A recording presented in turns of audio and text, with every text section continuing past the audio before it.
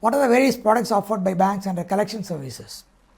Let us think it over. What are the various products offered by banks under collection services? So far we have seen the products such as transfer, local clearing, ECS, which is electronic clearing system. We have seen check collection, we have seen bill collection, and Forex, or the various products that are offered by the banks under collection services. We have seen transfer, we have seen local clearing, we have seen what is ECS, we have seen what is check collection, we have seen what is a normal national clearing, and we have seen bill collection, and we are yet to see the Forex transaction. Let us see that. What is a Forex transaction under collection? How it helpful to the customers?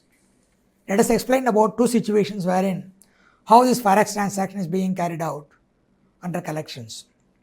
See the first example here on the slide. See, Mr. Magesh from India buys some components from Mr. Sumit in Germany. That is, Magesh from India buys some articles from Mr. Sumit, who is sitting in Germany. So the question here is, how can he make the payment to Mr. Sumit? Magesh wanted some goods from abroad, which is in Germany, and the supplier of the goods is Mr. Sumit is willing to supply the goods to India to Magesh.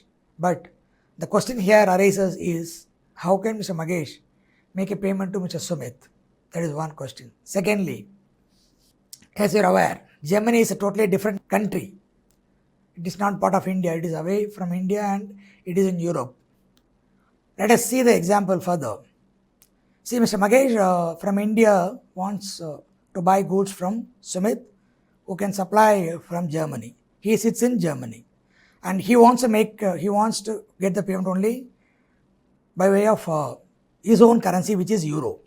So how Mr. Magesh is going to make the payment in terms of Euro, we have to see. Let us go to the second example. Mrs. Mara's daughter, Kala, is studying in USA and she needs to send the fees in US dollars to Kala's college. Okay. Now, here only our role is coming into picture. Now, it comes the role of the banker to help in the above situations. How we are going to help them? Let us have a look. Then here only we can talk about the foreign exchange part of it. The need arises when payments are to be made to a beneficiary in an overseas country in foreign currency.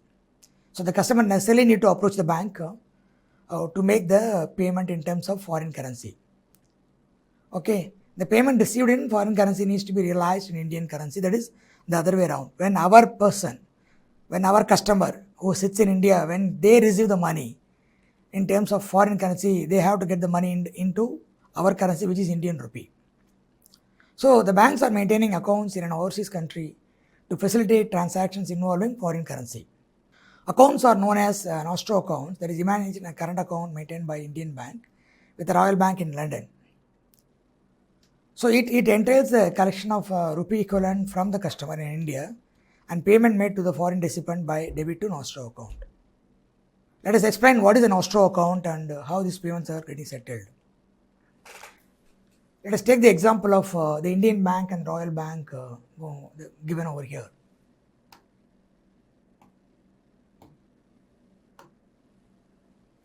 For example, our Mahesh, the example we got Mahesh, right?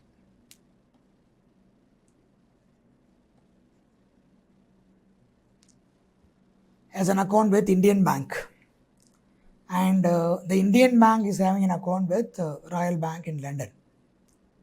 So the Indian Bank account with Royal Bank is called nostro account. It's clear.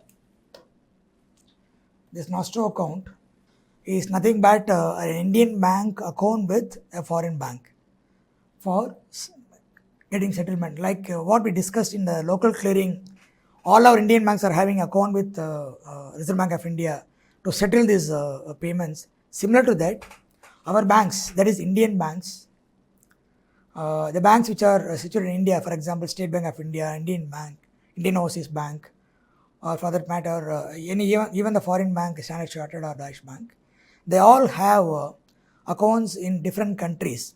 For example, if they want to do transaction in dollars, they used to have an account with any other bank in United States of America. I tell you, if our bank, see Indian Bank, we will take example. If the Indian Bank wants to have an account with the Royal Bank in London, that particular account can be maintained in pound sterling. If they want to have an account with JP Morgan Chase in US, there they can have a US dollar account.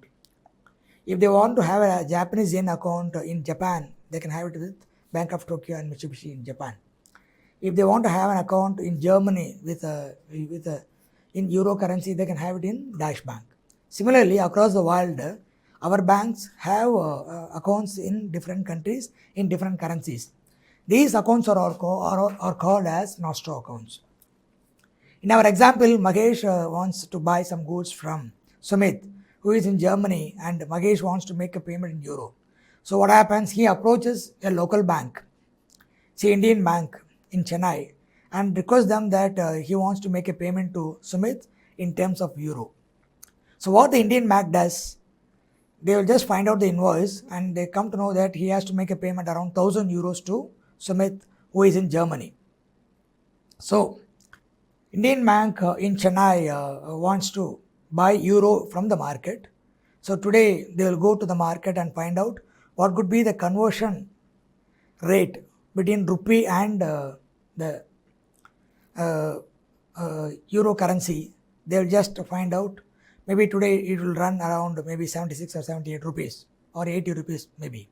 So they just debit our Magesh account with 1000 multiplied by 80 is equal to 8 lakh rupees, and then make the payment to Deutsche Bank in Germany. In turn, Deutsche Bank will make the payment to Sumit's bank, and Sumit's bank will finally give a credit to Sumit's account. That is the way the transaction will go through. So in the process, there is a conversion which has to be borne by our Magesh, because he is going to make the payment. So he has to bear the exchange rate. So he will bear the exchange rate, and for the entire process being done by Indian Bank, for this particular transaction, Indian Bank will charge Magesh with a nominal fee. Okay, this is called outward remittance, which can be in the form of foreign currency. Similarly, our exporters used to send the goods abroad, and they have to receive the money in the form of foreign currency, which in turn converted into Indian rupee and credited to their Indian rupee account. So while doing that, what happens, when they get the foreign currency into Indian Bank account, Indian Bank will go to the market and sell the foreign currency, take the rupee from the market, and then finally give it to our exporters. That is the way it happens. So this is the one way. It is a collection of instead of a collection of rupee, it is a collection of foreign exchange. So the entire collection of the rupee equivalent from the customer in India and payment made to the foreign recipient by debit to nostro account. This is the way it happens. Okay. Any questions on these subjects which we saw just now on the collection part? Any questions you have, you can just post it on to our website and we can get back to you with our answers. Okay. Now let us summarize what we have seen in this particular chapter.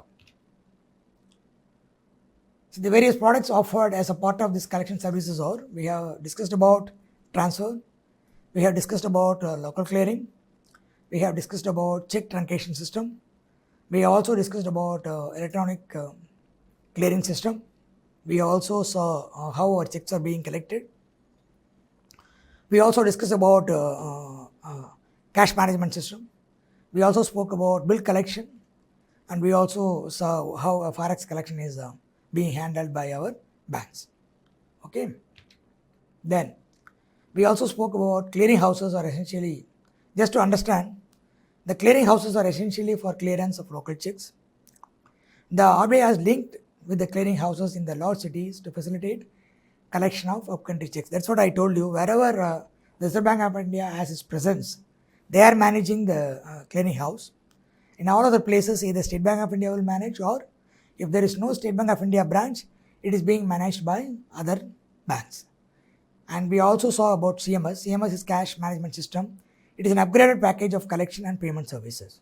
Okay. With this, we are just concluding this chapter. Okay. Thanks.